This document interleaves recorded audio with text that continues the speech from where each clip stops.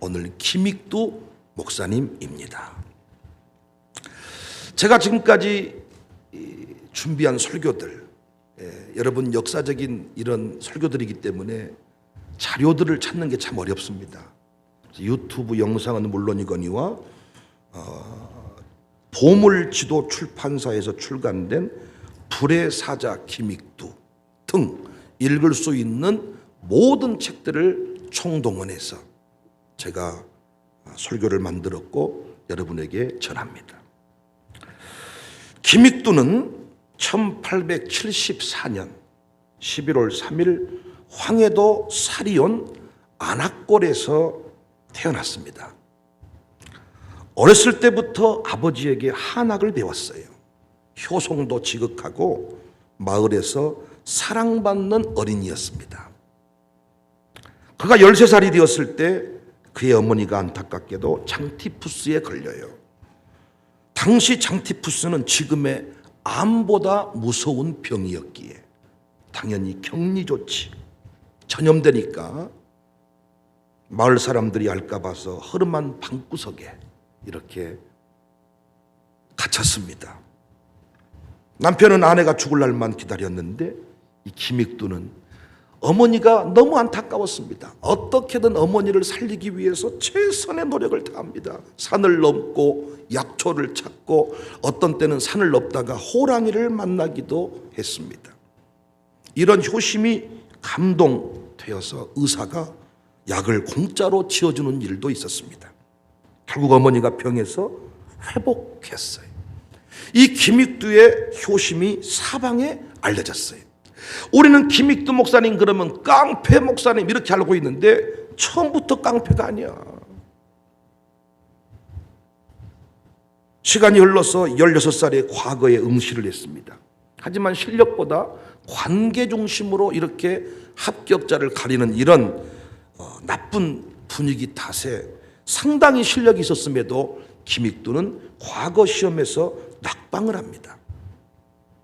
아들에게 남다른 기대가 컸던 아버지, 아들이 낙방하자 충격으로 쓰러집니다. 아르시다가 세상을 떠나세요. 너무 충격이 됐어요. 나 때문에 아버지가 세상을 떠났구나. 그런데 그 일로 세상을 비관하지는 않았습니다. 금세 마음을 추스리고 18살에 결혼을 합니다. 가정을 이루고 행복을 누리는가 했더니 뜻하지 않는 인생의 어려움을 만나요. 다름 아닌 친구의 빚보증을 잘못 써가지고 아버지에게 물려받았던 모든 유산이 한순간에 다 사라지게 됐습니다. 아버지가 돌아가실 때도 그 충격을 이기고 일어섰는데 이렇게 사기를 당하고 친구에게 배신을 당하니까 너무 힘들었어요. 이때부터 김익두는 술에 취하고 그 분노를 사람들에게 폭력으로 표출하기 시작합니다. 걸리면 다 패는 거예요. 그래서 마을 사람들은 기도해. 장을 가든지 어디를 가든지 김익두 만나지 않게 해달라고. 만나면 다 패는 거야. 분노를 세상에 막 표출하기 시작합니다. 그날도 술에 취해서 사람들에게 욕을 하고 걸리는 대로 싸우고 이렇게 하고 있는데 아무것도 모르는 서양 여자 한 사람이 전도지를 들고 장터를 돌아다니다가 소리 지르고 싸우고 있는 김익두 씨에게 이 전단지 하나를 건넵니다. 그 여자가 바로 스왈렌 선교사, 한국식으로는 소안론 선교사라고 하는데 스왈렌 선교사 부인이었습니다.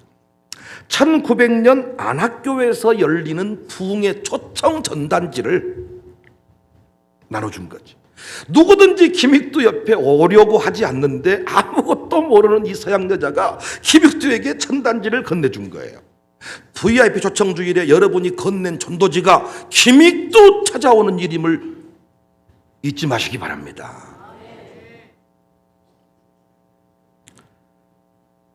그녀를 쳐다보고 김익두는 어이가 없어서 웃었어. 누구도 자기 옆에 오지 않는데 예수님 믿으세요.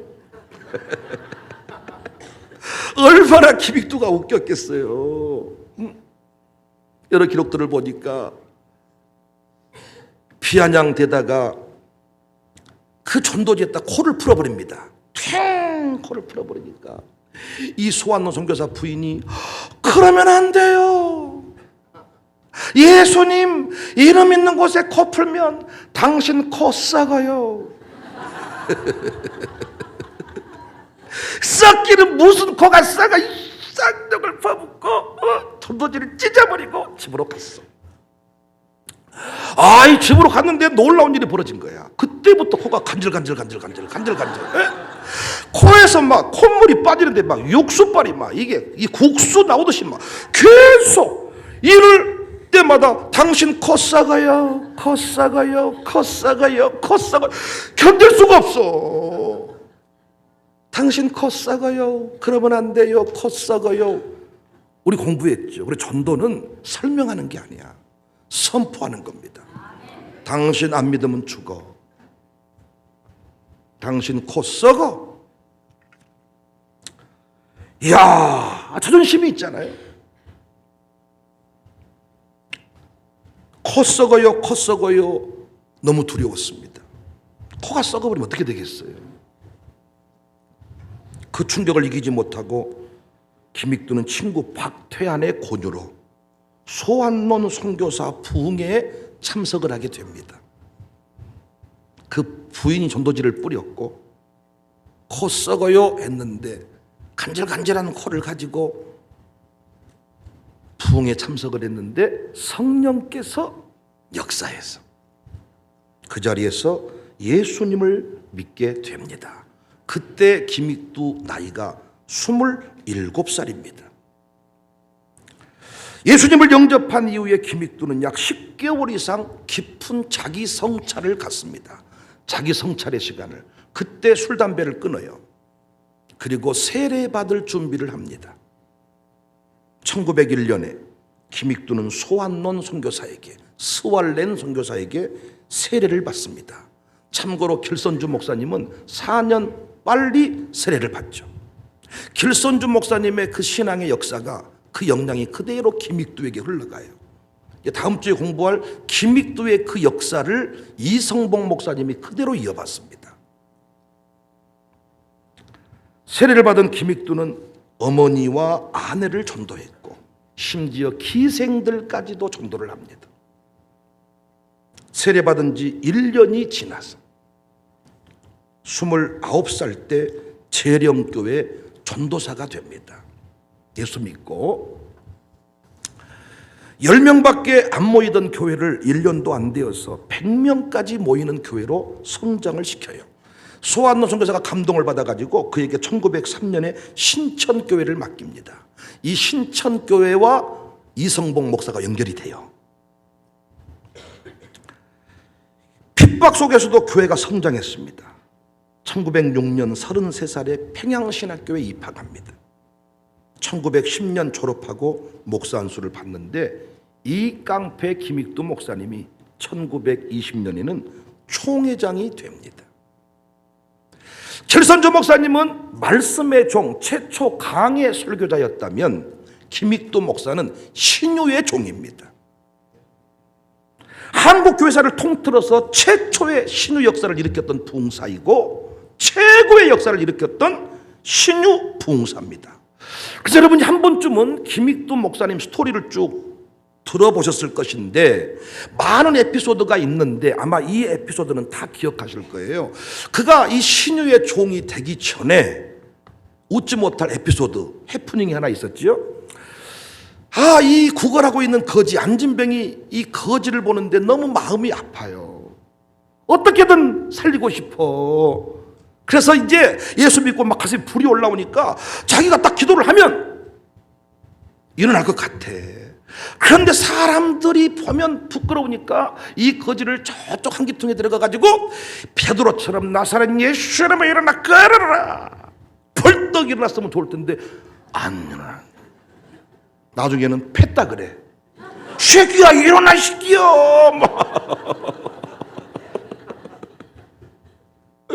성질이 아주 패가지고 정말 일어나란 너희. 그런데 끝내 안 일어났어.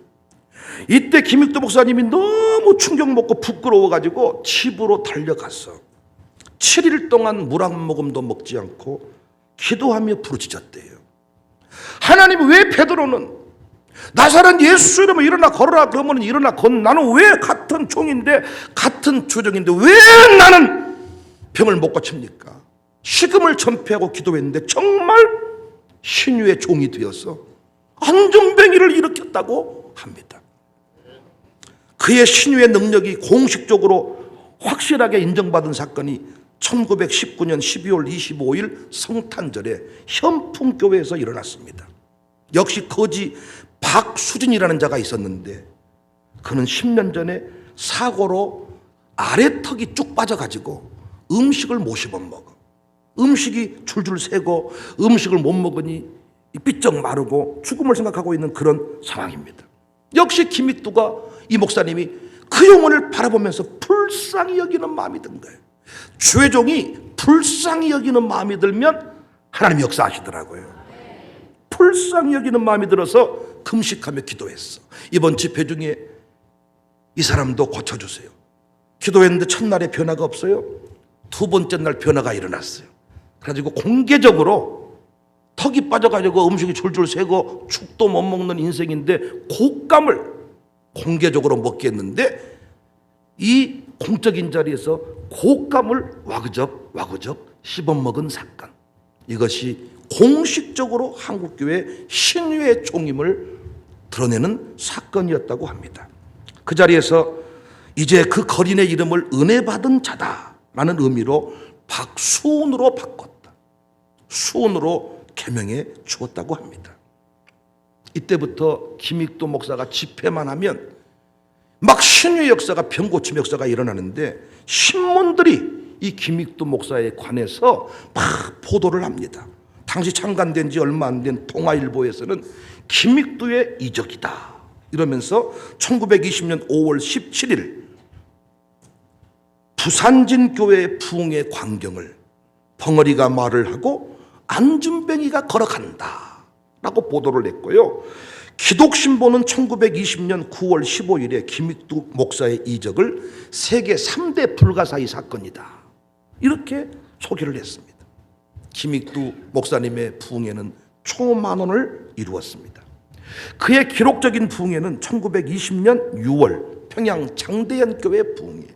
장대현교회 관해서는 지난주에 우리 멋지게 공부했잖아요. 그 역사의 뿌리, 장대현교회 그 부흥의 역사, 하나님 우리에게도 허락해 주십시오. 평양 장대현교회 부흥회하고 그 해 동일한 해에 10월 숭동교회 부흥회입니다. 평양 장대현교회 부흥회를 할 때는요 4-5천 명이 모였어요. 1920년 7월 3일 동아일보에서 평양 시내가 거의 빈 것 같았다. 이는 예수교가 평양에 들어온 이후 처음 보는 상황이었다. 성동교회 부흥회는 19일 동안 이 금식을 하면서 부흥회를 했는데 좀 놀라주세요. 10일 동안 1만 명이 참석을 합니다. 김익도 목사님은 50년 동안 사역을 하면서 그가 인도한 집회가 780회. 요즘처럼 좋은 차 타고 다니면서 부흥회한 거 아니잖아요. KTX 타고 가서 비행기 타고 가서 부흥회한 거 아니잖아요. 설교 3만여 회, 집회 참석자가 255만 명, 예수님 영접한 자가 29만 명, 김익두 목사님 때문에 목사가 된 사람이 200명 뿐만 아니라 150개 교회를 개척했고 120개 유치원을 세웠어요. 저희가 지금 1교회 1학교 운동을 펼치는 것은 결코 새로운 일을 만든 게 아니라 선조들이 나라의 위기를 극복하기 위해서 학교를 세웠던 일과 일치하고 정부가 하라고 하는데 교회가 안 해서 문제입니다. 지금 한국가족은행 세워서 대출해 가면서 유치원부터 세우려고 하는데 우리가 김익두 목사님보다는 더 앞서야 되지 않겠냔 말이에요. 제가 이렇게 좋은 차도 사주셨고 이렇게 좋은 비서도 있고 직원들이 많은데 김익도 목사님보다 더 많이 부흥해서 전 세계 부흥의 불길 타오르게 해야 되지 않겠습니까? 우리 교회에서 목사가 수백 명 쏟아지기를 바랍니다. 우리가 목회를 잘하고 신앙생활 잘하면 목사처럼 영광스러운 게 없으니까 다 목사하겠다 그래. 옛날에 이런 종들이 부흥이 한번 하면 목사하겠다는 그 소원자들이 엄청났는데 요즘에는 목사 안 하겠다 그러잖아요. 목사 아들, 딸들부터 안 하잖아요. 왜? 싸우니까 교회가. 집에서 흉보니까. 맛있는 거 목사님한테 안 주니까. 목사 안 하겠다.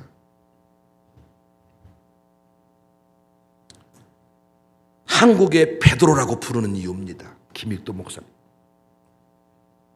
일제는 식민지였으니까요. 이 김익도 목사님을 그냥 두지 않습니다. 신사참배를 강요해요. 응하지 않으니까 그를 종로 경찰서에 감금하고 고문을 가합니다. 만신창이가 된 그가 죽으려고 하니까 경찰서에서 죽게 할 수 없다면서 내보냈는데 경찰서에서 나와서 13일 동안 말을 할 수가 없을 만큼 만신창이가 되었습니다. 13일이 지어났어야, 한 2주 정도 지나서야 음식을 겨우 섭취할 수가 있었습니다. 김익도 목사님이 석방되니까 다시 부흥의 불길이 타오르기 시작합니다. 그런데 1943년 신의주 제1교회에서 부흥회를 마치고 나오는데 그를 강제로 연행해서 신사참배를 끝내 하게 만들어버립니다. 이걸 사진 찍어서 일제가 선전 자료로 악용을 했습니다. 이때 김익도 목사님은 항해도 한 가수원에 감금돼 가지고 내가 잘못됐습니다. 그런 적이 없습니다. 잘못을 설명할 수도 없을 만큼 처참한 상황에 놓이게 됐어요. 1946년 11월 달에 공산당은 북한 교회를 사수하고자 다 남으로 내려왔는데 김익도 목사님은 북에 남았거든요. 올라가지 않았던 그를 기독교 연맹이라는 허울 좋은 거짓 단체를 만들어서 이용하려고 했습니다. 1950년 6월 남침을 북한은 강행했고 계획대로 되지 않아 연합군에 의해서 전세가 역전이 됩니다. 이때에도 김익도 목사님은 새벽마다 기도합니다. 길손주 목사님부터 이제 위대한 역사를 이어가는 사람은 새벽 기도를 깔고 간다고요. 새벽 기도를. 누구 때부터 새벽 기도를 약화시켰는지를 좀 찾고 싶은 마음이 있어. 제가 내려오다가 어디에서 끊긴 게 있잖아. 이게 새벽 기도 사라지면 안 돼요. 대통령이 되고 유학을 가고 회장님이 돼도 한국교회 위대한 주인공이 되려면 새벽 기도해야 됩니다. 새벽마다 기도합니다. 연합군에 의해 전세가 역전되었을 때 1950년 10월 13일 김익도 목사님은 대한민국 만세를 외치고 인민군 총에 의해서 세상을 떠나십니다. 제가 우리 교회 마룻바닥 영성 체험관에 김익도 호텔, 김익도 목사님 기념 호텔을 한 동을 세우는데 그 김익도 목사님에 대해서 깊은 묵상을 하면서 참 주시는 감동이 큽니다. 특별히 그의 목회 사역에 몇 가지 두드러진 특징이 있는데 첫 번째 특징은 이미 말씀드린 대로 신유 은사를 잘 활용했습니다. 김익도 목사님이 신유 은사를 활용했다 그래서 우리도 그 길 갈 필요는 없습니다. 하나님은 은사대로 쓰시니까. 나는 어떤 은사가 있는가를 깨닫고 우리도 하나님 나라 확장의 통로로 귀하게 쓰임받을 수 있기를 바랍니다. 신유 은사를 잘 활용을 했다. 두 번째 특징은 신유 은사를 행했지만은 김익도 목사님은 말씀 전하는 일을 게을리하지 않았어요. 단순히 병고침 불러만 끝난 게 아니라 말씀 운동을 제대로 벌여서 그는 설교가로 설교 부흥 운동사에도 이름을 남길 만큼 말씀에 균형 잡힌 종이었다. 여러분과 제가 병들어서 주회전에 나왔지만은 병 고침받은 뒤에 떠난 사람이 많잖아요. 저는 어릴 때부터 아버지 목사님이 신유 은사를 일으키는 종이었기 때문에 가난한 말기 환자가 고침받은 것도 보고 귀신 들린 사람하고 함께 먹고 자는 일도 여러 차례 했습니다. 저는 그래서 바닥의 신유야. 바닥의 신유 역사가 흘러가. 근데 여러분, 가난한 말기 환자가 교회에서 고침받았으면 평생 충성할 것 같지만 웃기는 이야기야. 고침받은가 동시에 곧 몇 개월 안 돼서 다시 술 먹은 자리로 돌아가더라고요. 왜냐? 말씀으로 그 인생이 채워지지 아니하면, 말씀 충만이 이루어지지 아니하면 다시 암 걸리고 다시 귀신의 노예가 되더란 말이지요. 이 시대에 이단 사이비 교주도 병 고치잖아요. 병 고치는 것이 문제가 아니라 병들어 있어도 하나님의 말씀으로 충만케 되는 게 중요합니다. 앞으로 우리 교회에서 나는 신유의 역사가 일어날 것을 믿습니다. 사도행전 역사 나는 그대로 믿는 목사니까 신학교 때부터 성령론에 미쳐가지고 성령님의 역사가 단회적으로 끝났다. 교수가 나는 이런 얘기할 때부터 흥분해서 우리 신영호 목사님께서 그 일의 증인이십니다. 성령론 책을 제가 없는 책까지 주문해 제 방에 와보시면 한 칸이 성령론입니다. 성령론에 관해서 저는 이미 오래전에 정리가 끝난 사람인데 이곳에서 다시 신유의 역사가 우리 전도 부흥회 때 광주에 방황하는 영혼들이 이곳에 와서 병 고침받는 역사 있게 될 줄로 믿습니다. 신유 역사가 일어난다니까요. 저는 그거 부정하지 않아. 그러나 그걸로만 끝나면 안 됩니다. 우리 교회에 와서 병도 고침받지만 아멘할 준비하세요. 말씀 충만의 은혜도 경험할 수 있기를 바랍니다. 할렐루야. 여러분이 기도해도 병 고침받습니다. 차만 고치는 거 아닙니다.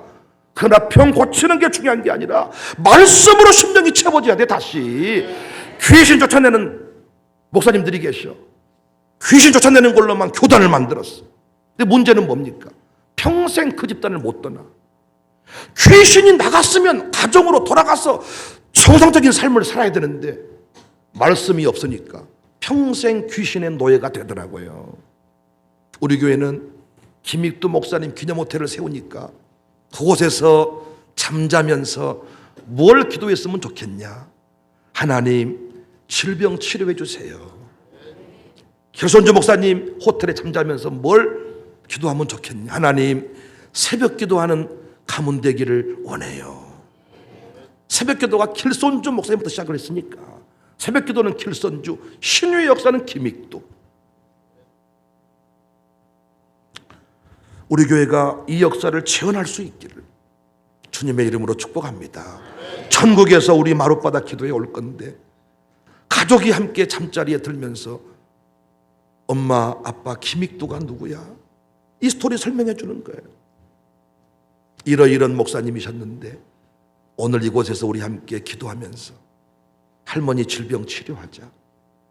엄마, 아빠 질병 치료하자. 너의 병도 하나님이 고쳐주실 거다. 요즘 불치병이 엄청나게 많아. 아토피부터 시작해서 틱장애, 조울증, 우울증, 약이 없습니다 지금. 이런 것들 하나님의 은혜로, 하나님의 역사로 치유받게 될 것입니다.